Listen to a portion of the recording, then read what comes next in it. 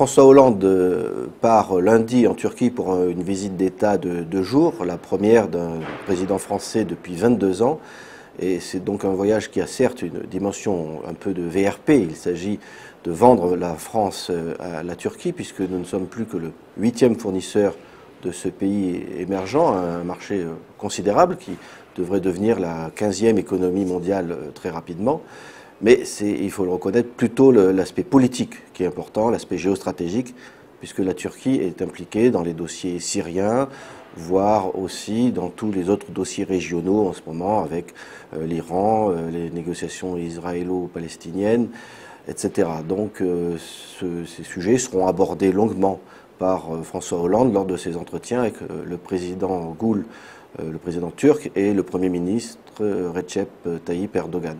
François Hollande se rend aussi en Turquie pour souligner, par contraste, à quel point la relation entre la France et ce pays a été délaissée, voire abîmée sous l'ère Sarkozy, qui était très déterminée contre l'adhésion de la Turquie dans l'Union européenne.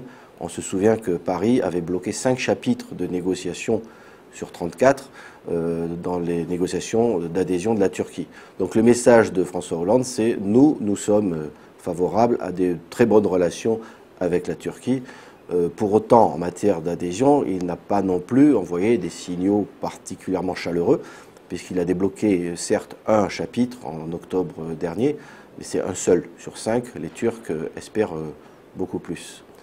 L'orientation favorable à la Turquie de François Hollande correspond aussi à une tradition plutôt pro-turque dans le Parti socialiste.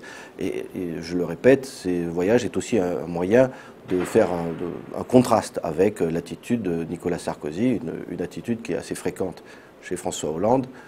Pour autant, se pose quand même une question, c'est-à-dire que le président français est le premier, depuis les événements du printemps, la répression des manifestations de la place Taksim, premier dirigeant occidental à se rendre en Turquie. Donc est-ce judicieux d'y aller précisément en ce moment où le chef du gouvernement turc limoge ou mute des centaines de policiers ou de juges qui enquêtaient sur des affaires de corruption de ses proches, en ce qui est manifestement une atteinte à la séparation des pouvoirs? Ça ne semble pas, ça semble en tout cas sujet à caution.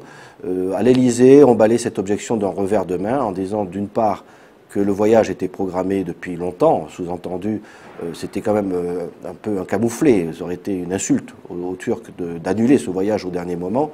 Et d'autre part, Recep Erdogan a été reçu mardi dernier à Bruxelles, donc on dit, puisqu'il a été reçu par Van Rompuy, on peut le rencontrer et aller lui faire passer des messages utiles, c'est l'expression diffusée à l'Élysée, en disant il vaut mieux se parler que se tourner le dos dans ce genre de circonstances. Ce voyage abordera certainement la problématique de l'adhésion. Est-ce qu'à cette occasion François Hollande annoncera la volonté de débloquer de nouveaux chapitres? La question se pose, mais même en débloquant de nouveaux chapitres, il faut bien voir, c'est ce qu'on soulignait encore à l'Élysée hier, que ce qui compte, c'est un processus de négociation, tenir des engagements et un calendrier comme quoi on se parle, on avance, mais sans préjuger en rien de l'aboutissement, c'est-à-dire sans s'engager sur l'adhésion ultime de la Turquie dans une dizaine d'années. Et d'ailleurs, personne ne peut dire si François Hollande voterait lors d'un référendum sur l'adhésion. S'il voterait oui, on peut supposer, mais ce n'est pas si clair que cela.